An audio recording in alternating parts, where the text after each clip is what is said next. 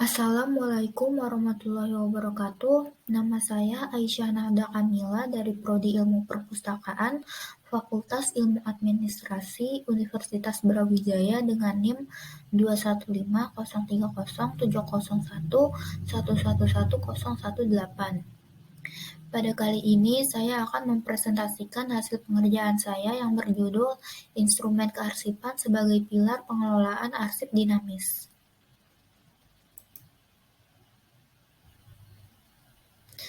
Baik, sebelum mulai ke inti materi, kita harus mengetahui terlebih dahulu mengenai definisi dari arsip.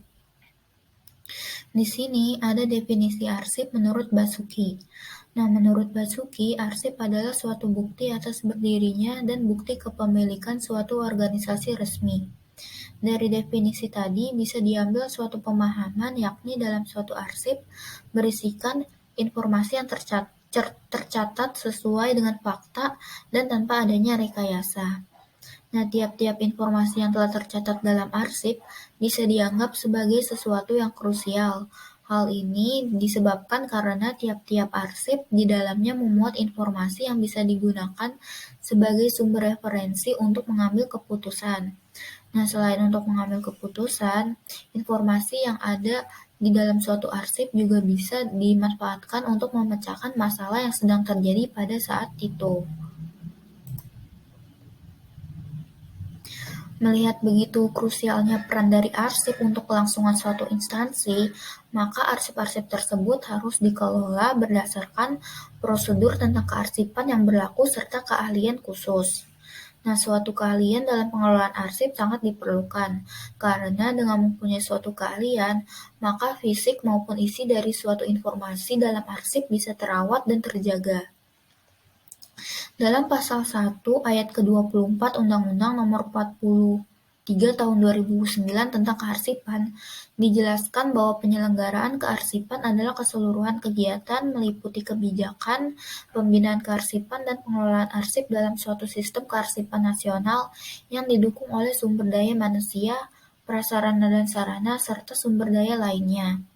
Salah satu tujuan dari pengelolaan arsip juga telah disebutkan dalam Undang-Undang Nomor 43 Tahun 2009, Pasal 3 Bagian C, yakni untuk menjamin terwujudnya pengelolaan arsip yang andal dan pemanfaatan arsip sesuai dengan ketentuan peraturan perundang-undangan. Lalu kenapa sih arsip itu perlu dikelola? Nah, salah satu manfaat dari dikelolanya arsip dinamis yakni bisa dijadikan sebagai alat bukti yang legal serta akuntabilitas kinerja. Maka dari itu, arsip dinamis perlu dikelola secara menyeluruh yang dimulai dari tahap paling awal, yakni penciptaan, lalu berikutnya penggunaan serta pemeliharaan, dan tahap yang terakhir yakni penyusutan arsip. Supaya pengelolaan arsip dinamis dapat berjalan secara efektif dan efisien, maka diperlukan suatu instrumen pendukung. Apa sih instrumen dari pengelolaan arsip dinamis? Nah, sebelumnya kita harus mengetahui dulu definisi dari masing-masing kata. Menurut KBBI, instrumen didefinisikan sebagai suatu alat yang digunakan untuk mengerjakan sesuatu. Sedangkan arsip dinamis didefinisikan sebagai suatu arsip yang dipakai pada saat kegiatan penciptaan arsip secara langsung, serta arsip tersebut disimpan untuk jangka waktu tertentu. Maka dari itu, bisa kita ambil suatu kesimpulan bahwa yang dimaksud dengan instrumen pengelolaan arsip dinamis merupakan suatu cara yang dipakai di dalam suatu proses pengelolaan arsip dinamis yang dimulai dari paling awal, yakni penciptaan, lalu penggunaan serta pemeliharaan, sampai dengan proses terakhir yaitu penyusutan. Nah, alasan yang paling utama dari penggunaan instrumen pengelolaan arsip dinamis adalah untuk membantu keseluruhan proses pengelolaan arsip supaya dapat dikerjakan dengan sistematis, efektif, dan juga efisien.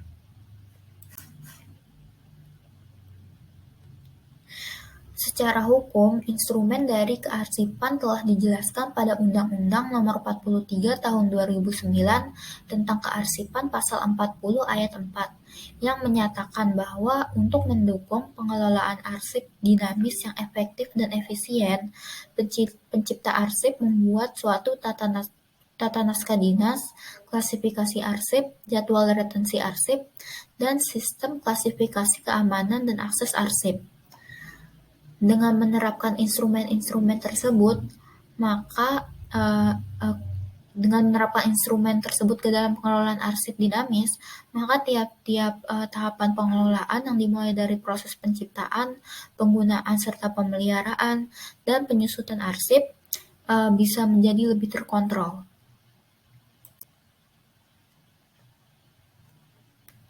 Baik, di sini ada instrumen yang pertama yakni tata naskah dinas.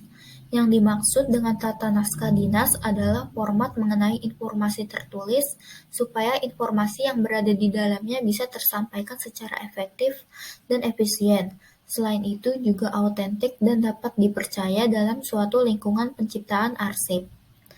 Berikutnya, instrumen yang kedua yakni ada klasifikasi arsip.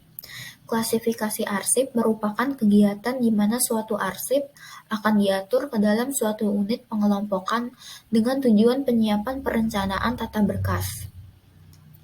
Nah, pengklasifikasian arsip secara skematis dan konsisten ini akan sangat membantu memudahkan untuk penataan dan penemuan kembali, pemeliharaan, serta yang terakhir itu penyusutan arsip.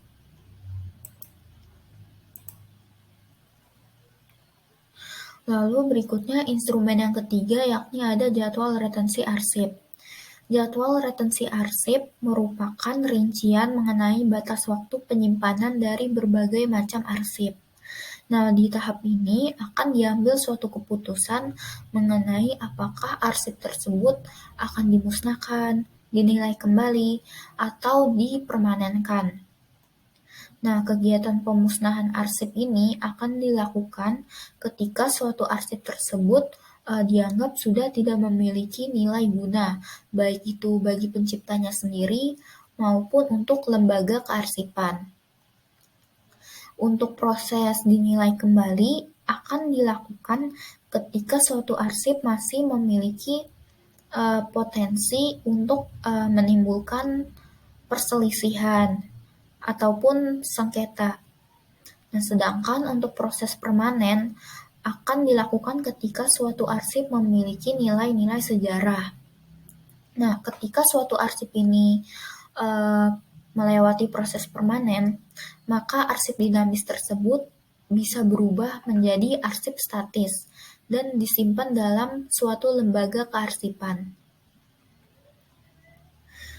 Berikutnya, instrumen yang terakhir yakni sistem klasifikasi dan keamanan akses arsip.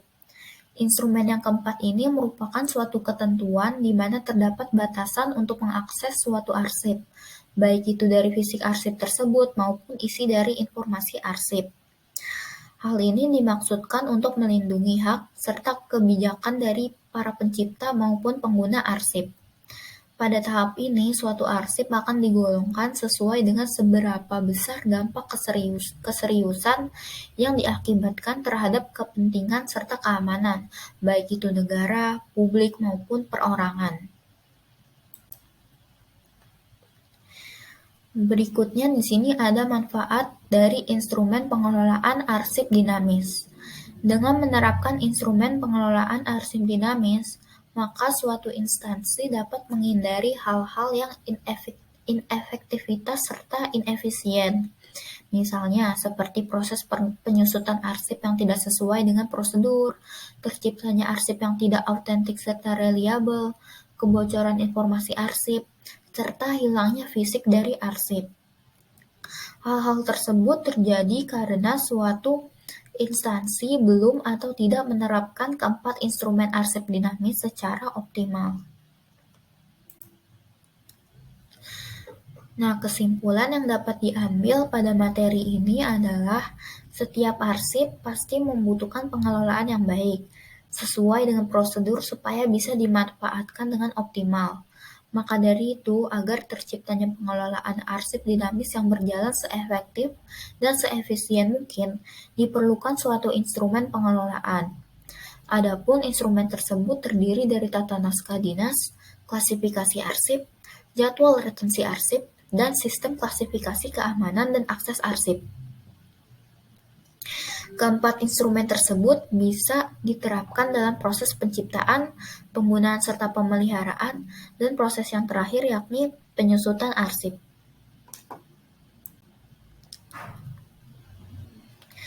Baik, itulah tadi materi mengenai instrumen kearsipan sebagai pilar pengelolaan arsip dinamis. Kurang lebihnya mohon maaf. Wassalamualaikum warahmatullahi wabarakatuh. Terima kasih.